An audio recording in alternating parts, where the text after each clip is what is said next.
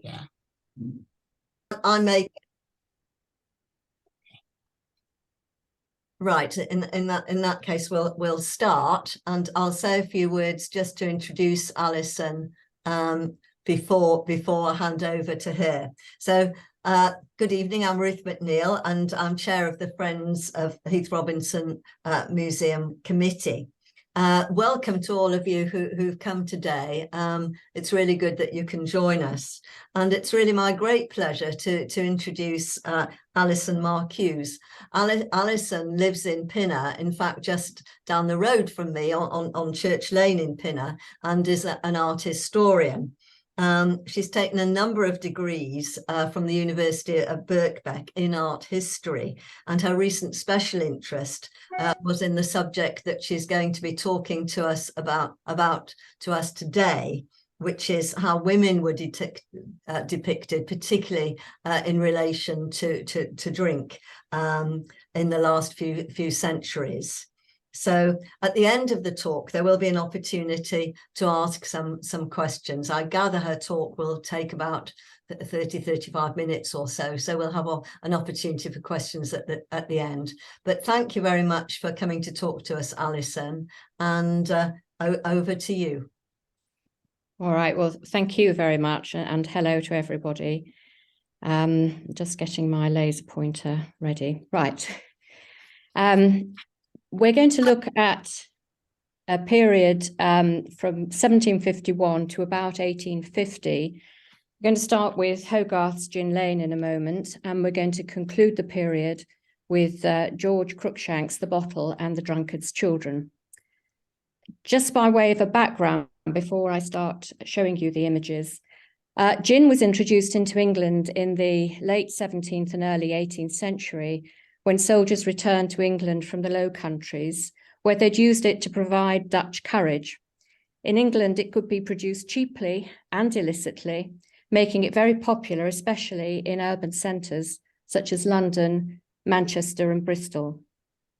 It was sold in gin shops, in dram shops, in chemists, and by hawkers carrying flasks and bottles of it in the streets. And although heavy drinking was endemic among both sexes and permeated all ranks of society, it was viewed by reformers as a problem centred among the working classes, and drunken women were particularly disdained by polite society. It's also useful to acknowledge that the feminisation of gin is important to the construction of a female working class drinking problem. Nicknames often used for gin were Mother Gin and the Lady's Delight, and gin was personified as Madame Ginevra in engravings, and it's often she was often expressed as an intoxicated, semi-naked female figure. Concern for the heavy consumption of gin continued into the 19th century, and drunkenness became a common offence for women to be incarcerated by the mid-19th century. Societal views of normal female behaviour led to the current and historic double standard surrounding male and female drunkenness. What might be viewed as manliness in a man was regarded as a transgression of the boundaries of the female role and her identity, her role as mother and wife, and her femininity. So we're going to look first at drunken wives and mothers, women who were chronically heavy drinkers. And they had an immense backlash from society. I've just got a quote here from a paper of 1783. Of all the misfortunes that ever befell a sober man, surely the greatest is to be connected with a drunken woman. From the 18th century, the family was seen as increasingly important as a building block of national and moral values, and this fed into debates of the period on women's social roles and concepts of feminine propriety. There were concerns women were not looking after their babies and children, and this was fueled by the high infant mortality rates. And we can see in the following images how they engaged with such notions. Hogarth published two engravings, Gin Lane and this one, Beer Street, to coincide with the Gin Act of the 1st of February 1751, which sought a tightening of the licensing laws. Beer Street is a warm-hearted parody. It depicts a lively and prosperous area of London. The inhabitants appear well-fed, as you can see, and they're happy, and most of them are gainfully employed. Some pause to drink tankards of beer outside an alehouse, tapping into a tradition of Englishmen enjoying a beer after a hard day's work, and this was considered an acceptable form of drinking. The alehouse was a predominantly masculine social space and sometimes seen as a refuge for men from the pressures of family life. The pawnbroker over here, as you can see, appears to be the only business not doing well. That and this poor sign painter. It's possibly a joke on Hogarth's part about poorly remunerated artists. Gin Lane's a very different image. It shows a poor, rundown area identified as the parish of St. Giles. We can identify it with the steeple here of St. George in the background. And we see tumbled down buildings, literally tumbling down. And we can say chaotic behavior. There's a bit of a fight going on there. Both are used probably as metaphors for drunkenness. To those in the 18th century with a knowledge of London, this area, to them, it would signify poverty and squalor. And whereas beer was seen as neither harmful nor foreign, gin was quite the opposite. The viewer might deduce a moral message from Gin Lane that spirit drinking caused the evils depicted in this print. The gin shop sign, which I don't think you'll be able to, well, I can't read it anyway, actually reads, drunk for a penny, dead drunk for twopence, straw free. And it's a saying that was fairly frequently used at the time. The image Gin Lane was intended to shock the viewer. The central female figure here is the antithesis of 18th century ideals of femininity. Her monumentality contrasts with the nearby skeletal image of this ballad seller, who's either dead or nearly dead. She has a drunken, lopsided grin. She's got heavy eyelids. Her large legs show signs of syphilitic disease. And she's an unattractive and gin-crazed woman with masculine broad shoulders, tattered clothes, and unnatural-looking bare breasts. Women's bodies, specifically breasts, are often used in satirical prints to express anxieties about transgressive femininity. And this central figure can be seen as the embodiment of Mother Gin, Madame Jennifer, which we can see in earlier engravings. Here, the lamentable fall of Madame Jennifer. We see an intoxicated woman here on her back. She's holding a glass in her hand, and her dress is pulled down, revealing her breasts. Hogarth is following this visual tradition in his rendering of his own central female figure. This image also shares with Gin Lane a collection of inebriated working-class women. One is vomiting in the street, and here one sways as she walks, holding her infant. Returning to Gin Lane, almost more shocking than the central figure is the sight of the infant falling from his mother's lap, headfirst to an almost certain death. This female figure here is depicted as an uncaring, intoxicated mother, seemingly oblivious to her child's imminent death. She's not fulfilling contemporary gendered social expectations of her role as a mother, while also jeopardizing the future of the nation. She's supposed to be raising the next generation of laborers, soldiers, and sailors.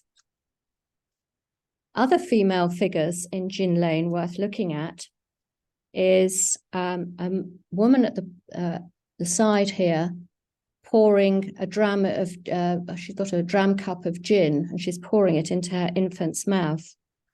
We see that image of a woman pouring gin into an infant's mouth throughout the period. In the background, we can see here a woman only partially clothed, again, bare breasts. She's being lowered into a coffin, succumbed to very heavy drinking, and the child cries by the side of her. Over here, we see a woman pawning her pots and pans from her home, with the implication that she's going to spend the money on gin. Contemporary poems, texts, and the press focus on this and the impact of this pawning of the household items, the impact it has upon the home. Such behavior was seen as leading to women not fulfilling their household duties and could be ruinous to their husbands. One newspaper in 1799, the New Evening Post, wrote one woman had ruined her poor husband even to the pawning of his clothes to support her vicious appetite for drink. Just point out over here, there are two very young women or girls who appear to be in receipt of parish charity. You can tell by the badges on the side of their arms, their right arms, and they're drinking in the street. And then we see an elderly woman here in a wheelbarrow having gin poured down her throat. And I would argue these are all expressive of a gendered view of gin as the lady's delight and its hold over women.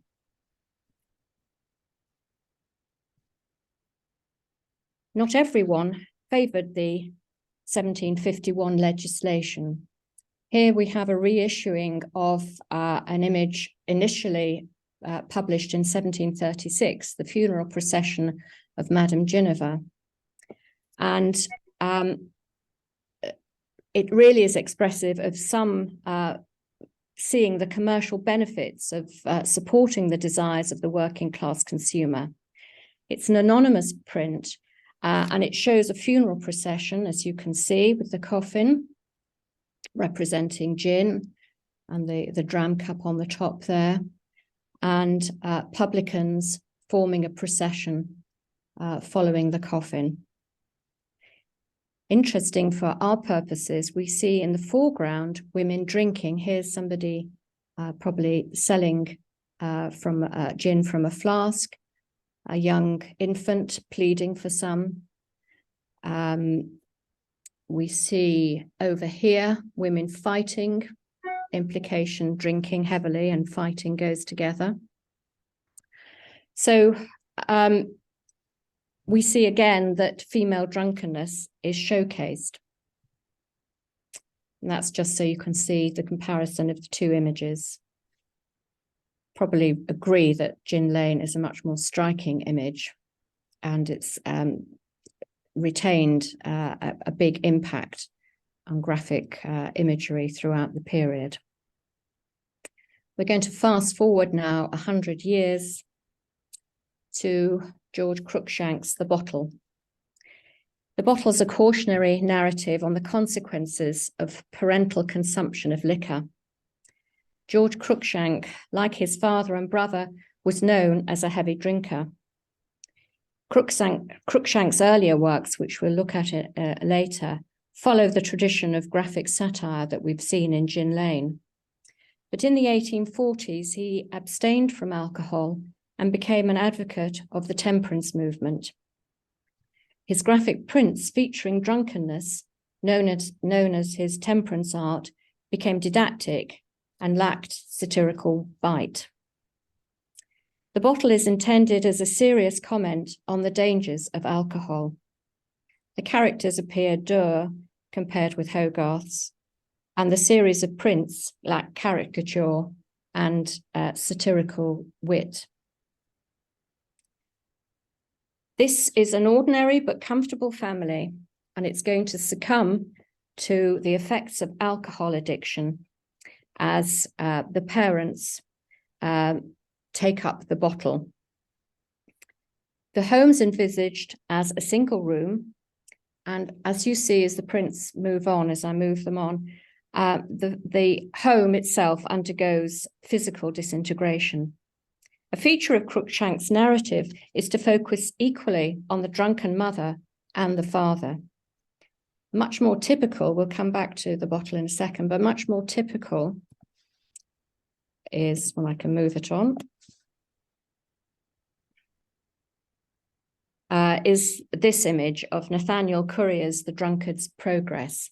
And it's much more typical because it's the man doing the drinking. First of all, he's drinking with a friend. He's enjoying himself drinking. Then he starts to look a bit the worse for wear. Heavy drinking ensues. Probably loses his job. They nearly always do in these stories. And then he becomes poor and turns to crime, and finally takes his own life. And the wife and child are depicted as being left destitute. They are the victims.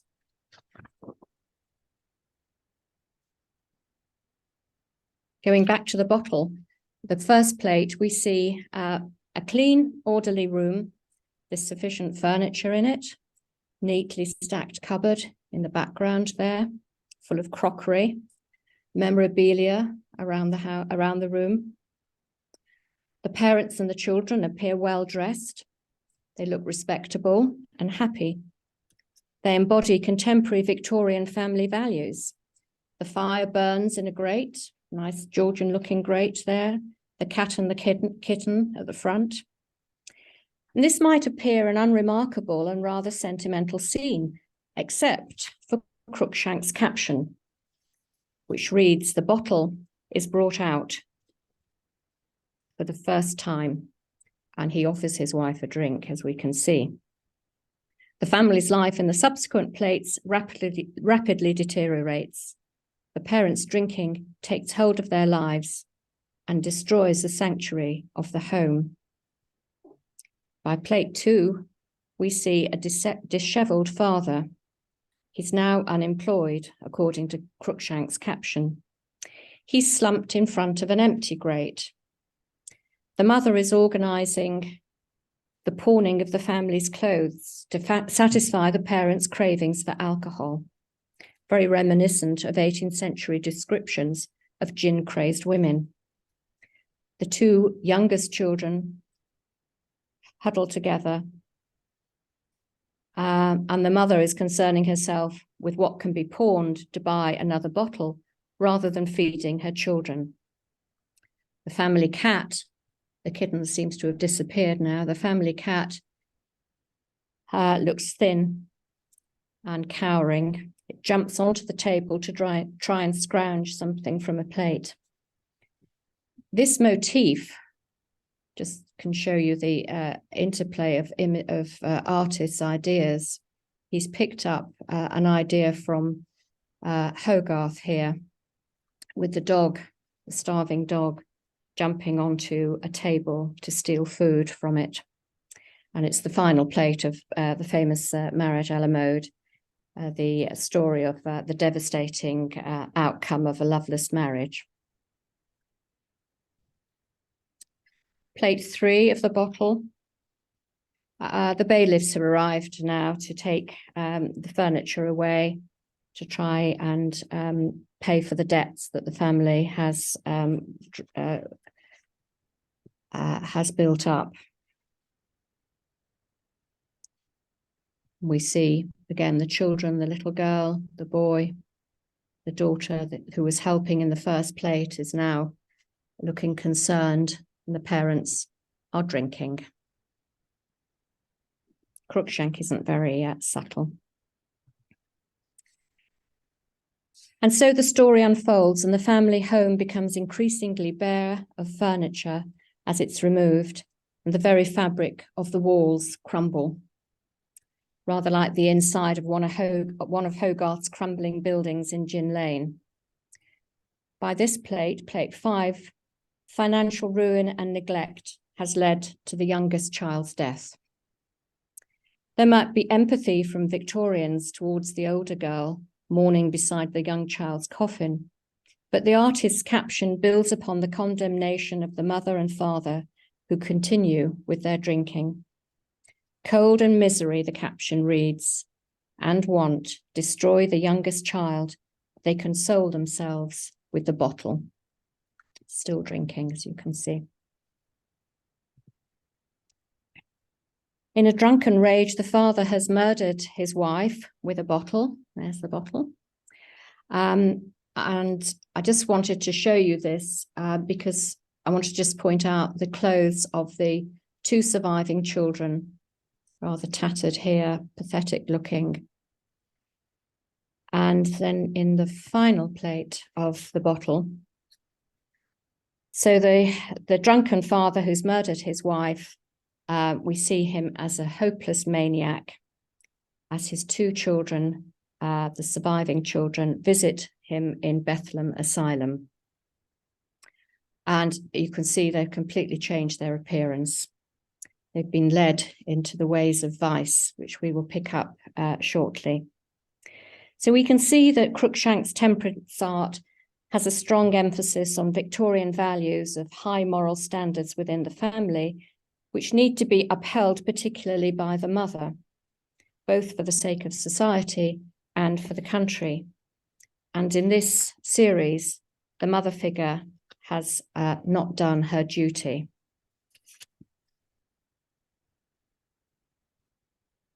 So having briefly looked at wives and mothers who habitually consumed alcohol, we'll move on to women drinking in public.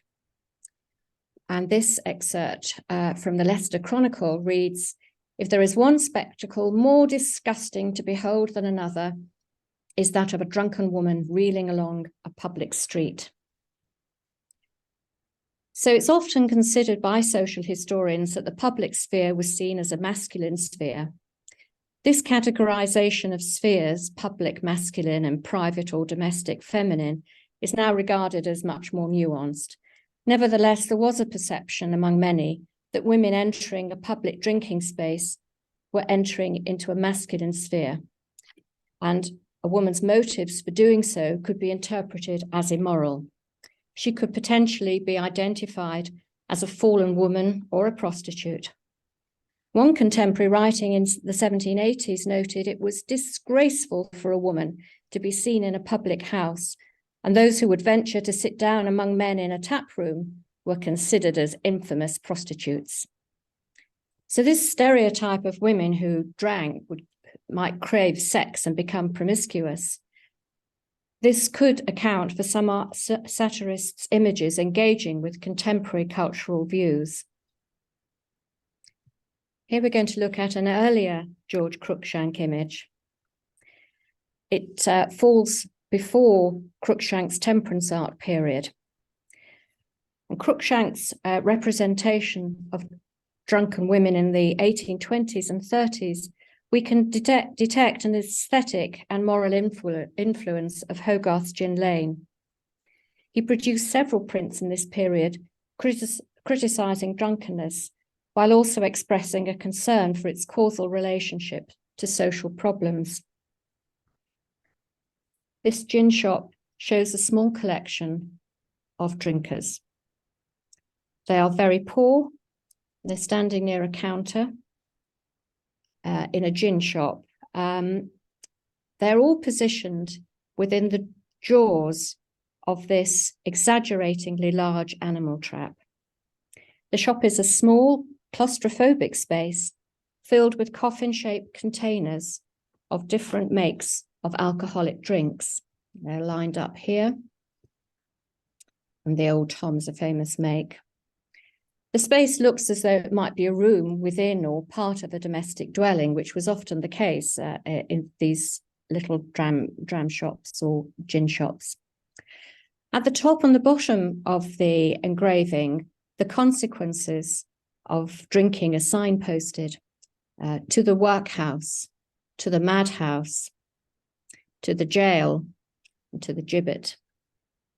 The barmaid serving behind the counter She's better dressed than her customers, and she's enticing them to their ruin. The financial benefits of running a gin shop are spelt out in a book on the counter. And it reads, "Open a gin shop, the way to wealth." The barmaid is at once repellent with her two heads. One is a skull, and she has a skeletal foot sticking out, poking out from under her skirt. But she also acts as a temptress or a femme fatale figure. The female customers across the counter are the ones doing the drinking. The central female figure pours gin down her infant's throat, reminiscent of a female figure in Gin Lane. A small girl to the side, possibly her daughter, quickly downs a dram. An older, haggard figure in the background also holds a dram cup to her lips. These figures are portrayed as desperate for their fix of gin. They're watched by a skeleton wearing an overlarge coat representing death. And you can read in the bubble, he states, "I shall have them all drunk presently. They've nearly had their last glass." As in Hogarth's print, we see drunken women depicted as unattractive, gin-dependent, and assertively transgressing contemporary modes of femininity. Their undignified addiction to alcohol has a class perspective. Cruikshank is following the trope of female drunkenness in public that we identified in Hogarth's print. Cruikshank's print visualizes an amplified expression of poverty and entrapment.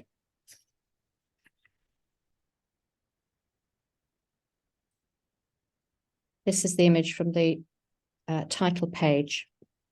Much lighter touch of Thomas Rawlinson in his dram shop of 1815 to 16. It's partly due to his figurative style. You see much more fleshy figures, and his use of line as well as the humor he makes use of. It's always a lighter touch here. We see a social mix of drunken women and a range of drunken behavior. This is taken from Rawlinson's series, The English Dance of Death, which shows contemporary scenes expressing comedic elements in everyday life. And it's the interior of a dram shop where female drunkenness is conspicuous. This ranges the female drunkenness from the fashionable young women highlighted, drinking and carousing with male companions, to the three working class figures at the front who are so inebriated they're lying on the floor, barely conscious, one with her breasts hanging out.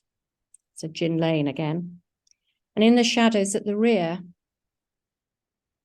we see physiognomic types expressive of poor, inveterate consumers of alcohol. And two of these women appear to be in a brawl. Meanwhile, the skeleton to the side, representing death, is topping up the barrels of spirits with poison. An anonymous couplet, which was written below the print, it isn't seen here, reads, "Some find their death by sword and bullet, some by fluids down the gullet." Rawlinson shows both happy and sad drinkers, the young, better dressed, more middling types. Maybe they're not habitual drinkers yet. The poorer female figures, dressed in ragged clothes, might suggest chronic consumers of alcohol, whose response to alcohol is no longer pleasure, but oblivion, in the case here, and sometimes rowdiness. We can question whether this is a warning to the younger flirtatious women, as well as mocking them.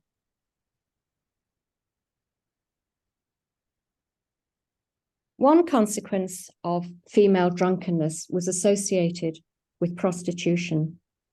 In 1848, Cruikshank produced his sequel to The Bottle, in which he followed the lives of the two surviving children, which we saw in the last depiction of The Bottle. The Drunkard Children, which I'll show in a moment, narrates the further decline in the life of the daughter. Having lost the protection of her parents, she's forced away from the security of her home onto the streets to be exposed to questionable moral influences. In the final plate of The Bottle, when she visits her father in Bethlehem Asylum, she's wearing clothes which Victorians would associate with her class and with someone who's succumbed to the life of a prostitute. Her gaudily contrasting dress with short skirt and her feathered bonnet is accompanied by the caption stating the daughter has turned to vice and to the streets. Turning to the sequel to The Bottle, The Drunkard's Children, in plate 1, we see she's been placed in a gin shop, drinking in public. She appears to be wearing the same clothes as in the previous print I've just shown you, thus confirming her decline from respectable society. She stands next to a tall man who might be described as a swell with dishonorable intentions. 18th century texts also made the connection between female drunkenness and immorality. Drinking exposing a woman to, quote, rakish young fellows. And we saw in the central figure of Hogarth's Gin Lane with her, the legs showing signs of syphilis, is also expressive of contemporary views on the habitually drunken female's propensity to moral decline. The accompanying text here to this plate describes the two children, the daughter and the son. The son's over here. I haven't shown you him. There he is. This is the daughter again. So they've falling into the hands of wretches who live upon the vices of others, and they are led to the gin shop. This gin shop, unlike Cruikshank's earlier one, is a densely packed room, and it's showing young, lame, and old, all eager to imbibe. Here we see a woman with her baby pouring gin into its mouth, another one pleading for a drink. Fast forward to The Drunkard's Children final plate, and we see the daughter's life has spiraled out of control. She throws herself off Waterloo Bridge. The image has an abstract quality in its depiction of what's described almost as a balletic figure falling through the air. We see two people looking on, but they can't help her. Cruikshank's print series has followed the trope of the narrative of the fallen woman who's turned to prostitution and whose life of sin is ultimately paid by her death, often by drowning.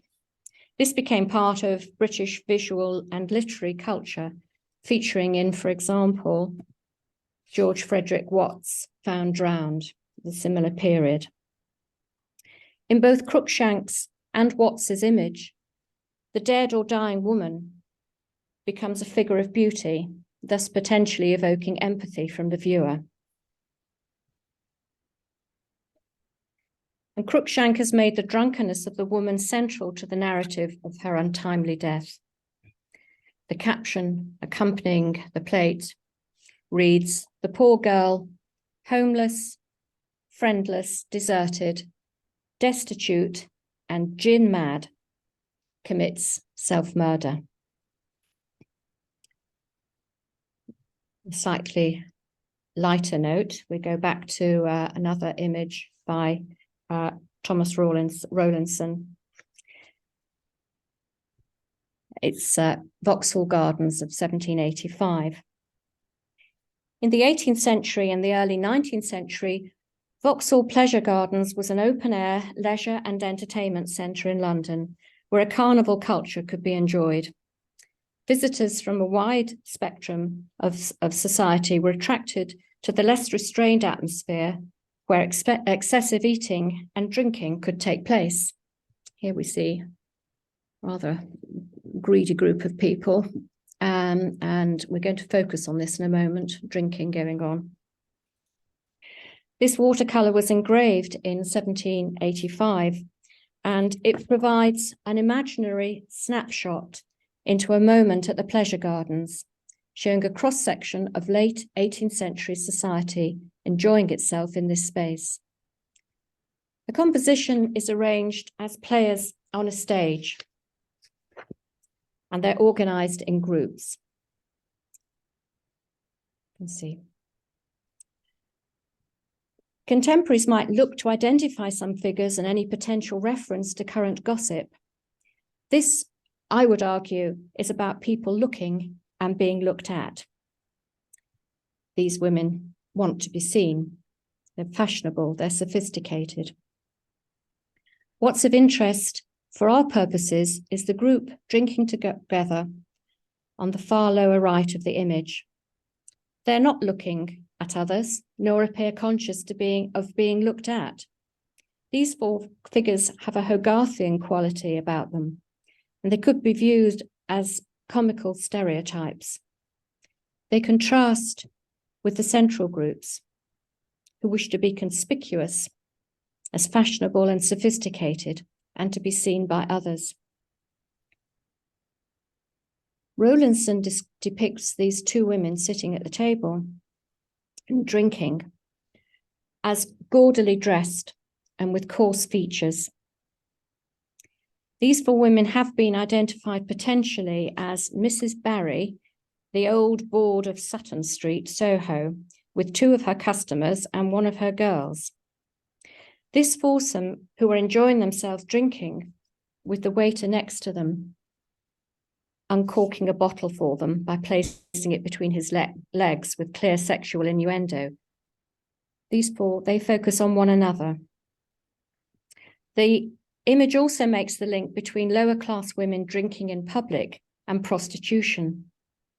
Even if they were not specific individuals, we would read them as types associated with prostitution through the women's dress and the couple's uninhibited familiarity in public. And a very different image next.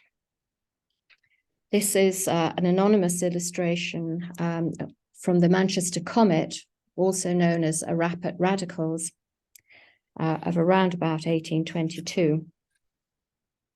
It's a little known illustration, and the anonymous illustrator of this Tory publication seeks to undermine this group of female working class reformers by showing them at a meeting drinking gin. Again, gin is associated with women, and their consumption of alcohol diminishes the seriousness of the cause. This is a period of radical groups calling for political reform. And of course, it's just a few years after the Peterloo massacre. In the image, we see women of different ages, with the speaker standing on a table, addressing the others. There's a man underneath the table, possibly a spy, jotting down notes. But the meeting is really a female-only meeting. The setting's a crowded room, and we can see rows of bottles on the floor. One's been smashed. Many women attendees drinking from small dram cups. You can see some of these small dram cups. One woman sitting near the picture plane appears intoxicated as she holds a dram cup in one hand and a bottle in the other. The inference is of a raucous meeting with heavy drinking by those attending. It's also illustrative of the concern among some that women should not enter what many considered the masculine world of politics. The rear of the image shows a cap of liberty held aloft on a pole, evoking fears and memories of revolutionary France, as this symbol appeared in many British satirical prints of the period. And by ridiculing this radical meeting, showing the women as behaving raucously and drunkenly. The illustrator of this publication seeks to allay the anxiety felt by the establishment types towards working class agitation. And just finally, to conclude, I've tried to provide you with an idea of how graphic artists portrayed drunken women as harmful to society, as well as showing you the enduring influence of Hogarth's Gin Lane on imagery of female drunkenness into the 19th century. Indeed, Matt Cardy's photographs of binge drinking women takes us into the 21st century. And this example could be said to be a contemporary reworking of Gin Lane. Thank you. I've finished my talk. So if you would like to ask any questions, I'd be very happy to try and answer them. I think you need to be unmuted. I don't. Alison, I have a question, and that is, how many of these are on public display? You showed some from the Wellcome or the British Museum. The Wellcome collection, the British Museum. A lot of them are available at the British Museum.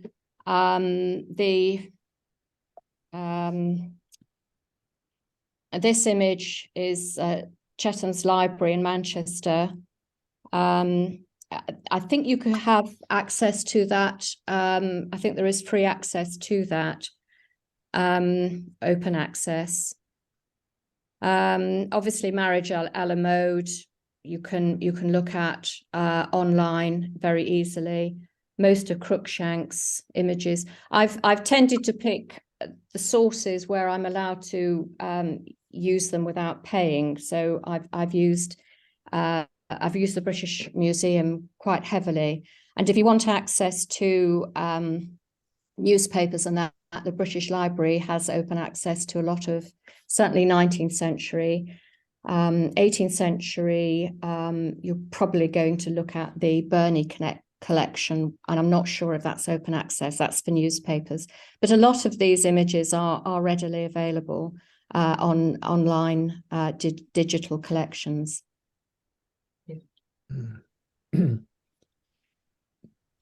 I have a question, Alison. Yes, go ahead. Yeah, thank you. That's so interesting, and such a compelling selection of images you've given to us. And I thought the final image, of the which I hadn't seen anything like that before, of the idea of the gin drunken woman as a radical. Oh, this one, yes. Yes, radicalism for women is drinking too much gin. That has nothing to do with intellectual thought and political kind of consideration, philosophy. I thought that was such a telling one. It's an incredible one. Well, they had a radical. They are a political radical movement. Yes, exactly. Yeah. But, in terms of the way the satirist, yes, undermines, neutralizes any kind of idea of women as having any kind of political clout. Well, they're just drunk, aren't they? It's a sort of thing I think I remember in my childhood. I'm sure I heard in different, on the street or whatever, if a woman became a Marxist or had some kind of political statement to make, it was, that she was just being silly or drunk. Yeah, so it's fascinating. So no, thank you for all of that.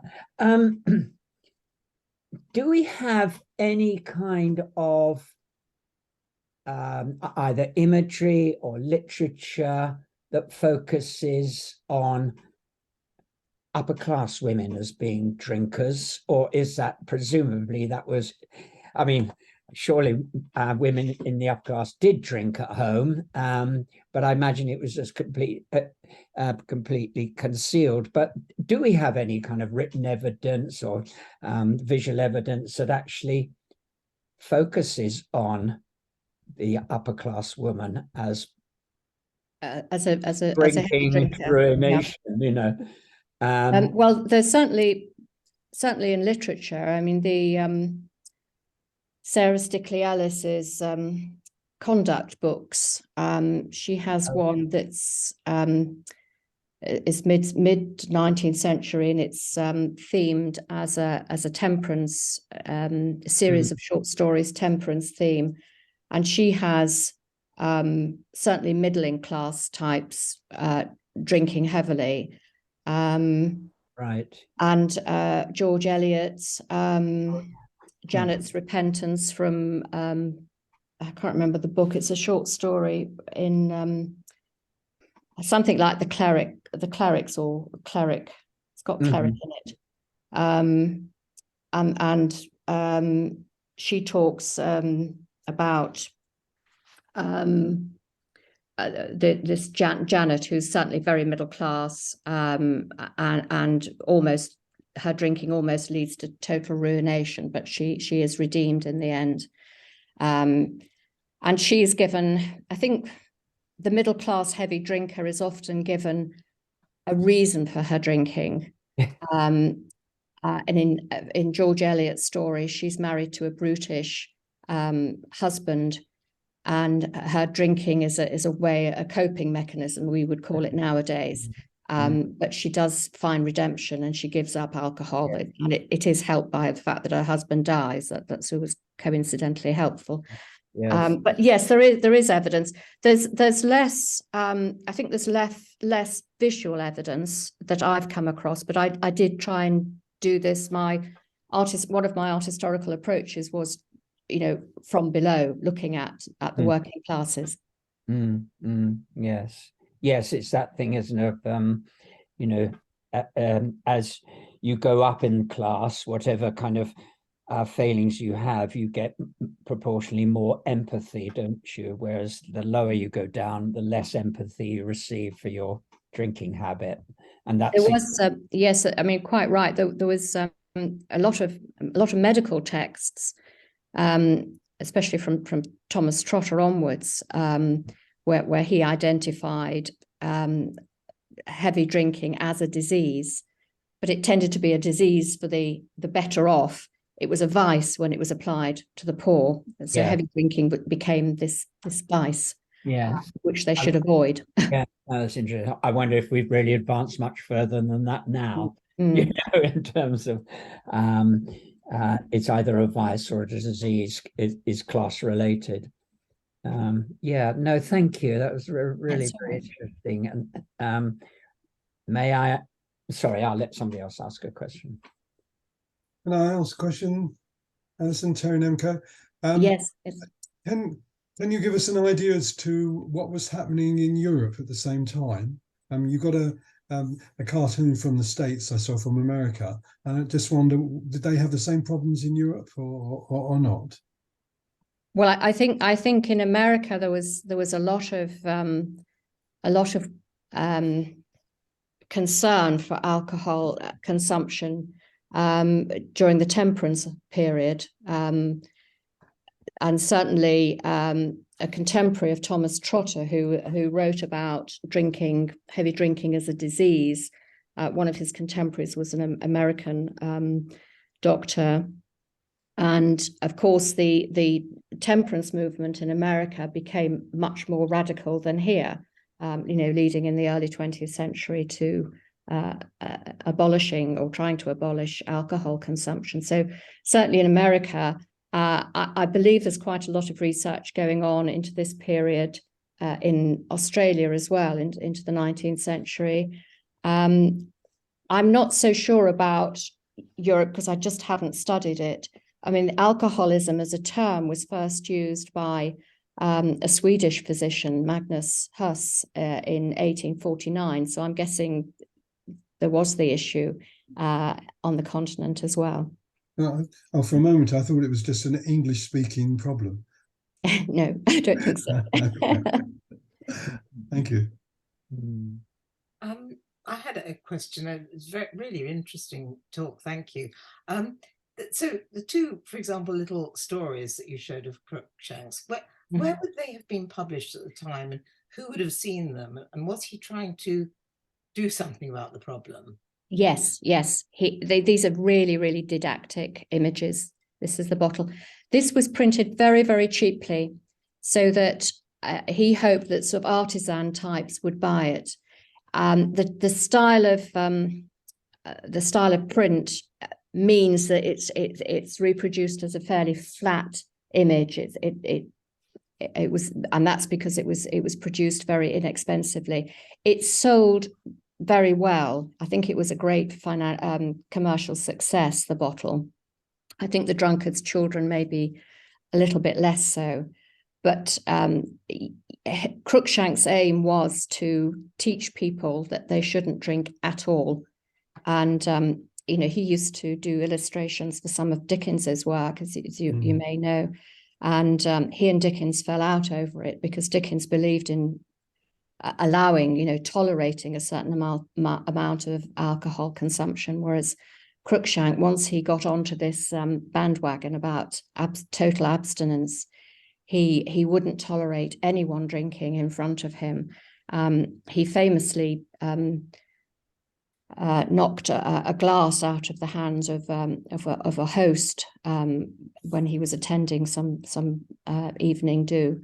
So he really was trying to produce these images very cheaply with an absolute didactic purpose.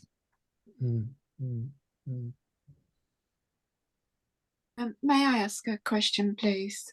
Yeah, yes. Hello, it's Anne speaking. Hello. Hello.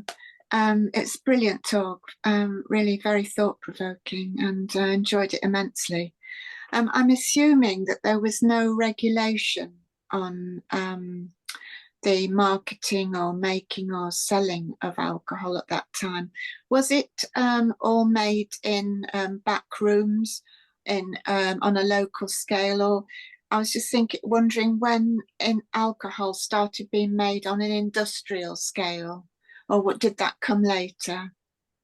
I'm not sure about. I think in this period, 1751, and in slightly earlier in the 1730s, they had introduced licensing laws, and the attempt in 1751, that licensing law was to really restrict who could make gin and who could sell it, who had the license to sell it.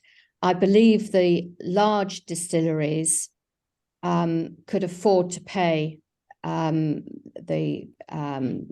the government was asking them to pay to be allowed to make it. The smaller backroom, and you're quite right, a lot of it was done in the back room. They couldn't afford, so they had to it was on the black market, quite a lot of it, I believe. We don't know how much alcohol was in it, what the proof was, because we just don't know. But I think some people found ways around it to avoid the legislation, and I think they fiddled with the ingredients. It's not something I'm particularly knowledgeable about because I've really focused on the imagery, but there were licensing laws, and I don't know what the quantities were that people were producing. Okay, thank you. Thank you. Yeah. If I may ask another question, Alison. Yeah. There's nobody else got one at the moment. Yeah. Yeah, that's okay. Is there a pattern? I mean, when was gin introduced as a kind of mainstream drink in England? I mean, do we have a kind of, can we date it when gin was starting to be drunk? Well, I think people think it was introduced into England. I mean, people make a connection with William of Orange. Oh yeah. And so that's late 17th century. I think by the early 18th century, it was being introduced by soldiers coming back from the wars, and they'd used it. I think the sailors drank gin then rather than rum. I think rum was introduced a bit later. I think it just really took hold during what's referred to as the gin craze, which is really the 1730s. And I think one of the early licensing acts was 1736. So by then there was deep concern that it was causing behavior that was not acceptable. Yeah. And I mean, people like Henry Fielding, who, as well as being a novelist, was also a magistrate. And he wrote, quite a famous text on called an inquiry into the latest increase in robbers or something like that. And he very much links an increase in crime in the area to drunkenness, to gin drinking.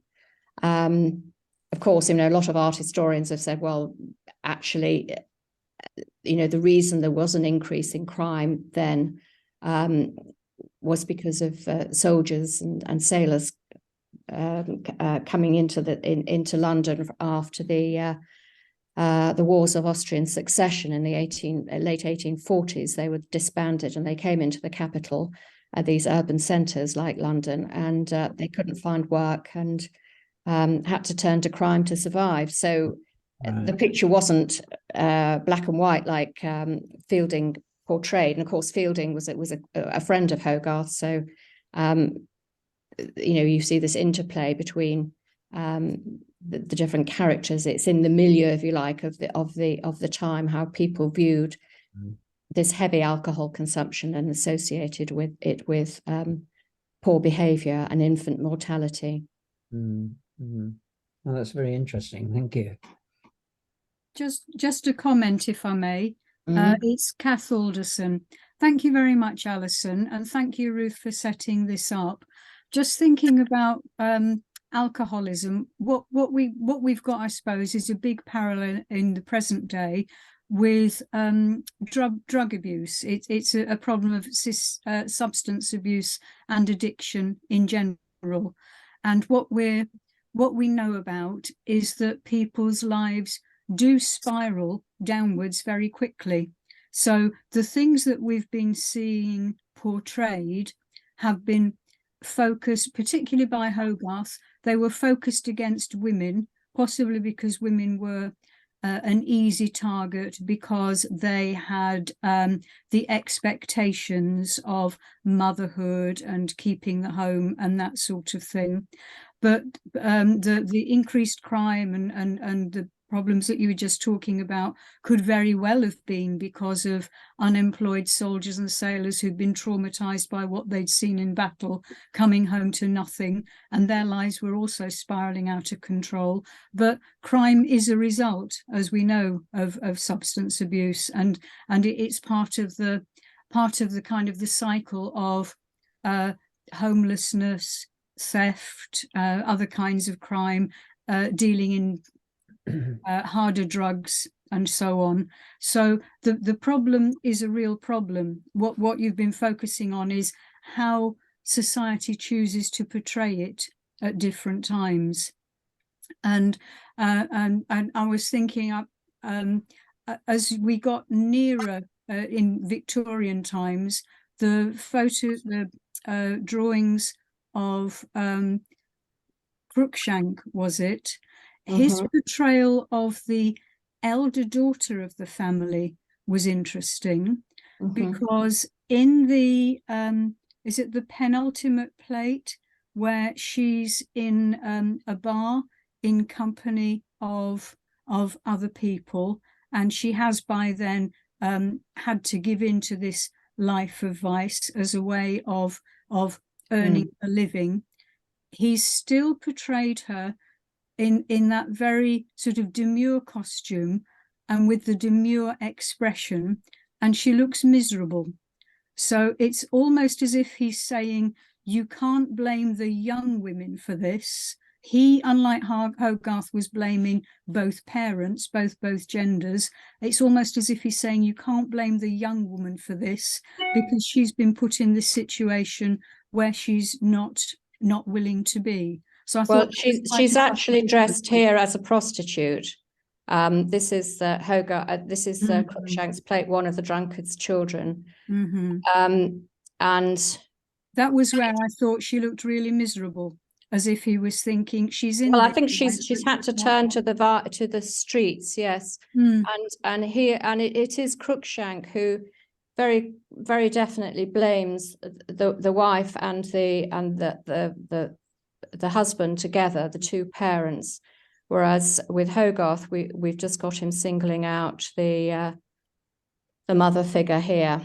mm, So it's I mean, I think that image. Linda Need's done a lot of work on Victorian women and how they dress, and this is a very typical image of. Cruikshank did another version of this where he didn't put her dressed like this, but he changed it to this version because she has the sort of classic outfit of a prostitute with her gaudily contrasting colours, a short skirt, and the feathers in her bonnet, and we see that in this image here. I agree, she doesn't look very happy, but to be honest, a lot of Cruikshank's images don't, the women and the men don't look very happy. They're all rather dour. But here she is dressed really as a prostitute, and she's standing next to this tall sort of swell-like character, which to Victorians they would be able to identify them and make certain associations. Perhaps I was reading it with more modern eyes, because she's not like those earlier figures of women with their breasts hanging out or their skirts up. She's standing in quite a demure pose. It's not as if she's standing in a sexually provocative way. On that note, I think it's coming up to or just after 6 o'clock. Does anyone else have an urgent question? I must say, I thought the questions were extremely good, and Alison, you answered them superbly and with such erudition. This wasn't just art history; it was also political history, and huge learnedness coming through, which I think we've all appreciated. But if there are there any other urgent questions? Otherwise, I'm sure that I can direct any to Alison, bring any to me and I can send them on to you. But I thought it was an utterly marvellous, fascinating talk, very clearly given, Thank you. Good plates and excellent explanation for us all. I think we're all a lot more knowledgeable, and it made us think about how women are depicted. I think we'll think about it a long time. But I loved your understatement too. In one Cruikshank, the mother figure has not done her duty. It was understated, and you let the pictures speak for themselves. So thank you. Thank you. Thank you. Thank you. Yeah, thanks very much. What I was also going to say was just a few words about other events that friends are having fairly soon. This Sunday afternoon on the 13th at the museum, there's going to be a reading, 5-minute readings of Shakespeare in the gallery that's actually showing the Shakespeare illustrations. That's going to be from sort of 3:30 to 6. So do go along, anyone who's interested. There's certainly space for people to go. On the 30th of March, you're all invited to the private view, which will actually show the Verdon's private collection. It's called Hidden Treasures, private collection of both Heath Robinson and other art. I think there are about 46 of his pictures, and apparently it's going to be well worth going to. So that's the private view, free for all friends, between 6 and 8 on the 30th, Thursday the 30th. And then long-term 2 dates for the diary. One is Sunday, June the 11th, when there's going to be a Makers Art Day at the museum and in the Verdon Gallery with demonstrations, and a lot of the people the artisans who've done weaving, ceramics, pottery, all sorts of jewellery, all sorts of art that we've had on display for the last year since the museum was open. They're coming together on that day of the June the 11th in the park at the museum. And finally, on Sunday 9th of July, there'll be a garden tea party at my house here in Noah Hill for friends and the family. So those are dates for your diary. But thank you all, those of you who've attended this talk, and particular thanks to Alison for providing us such an entertaining and erudite last hour. Thank you. Thank Thank you. you, Alison. Thank you. Thank you so much. Thank you. Thank you. Thanks very much.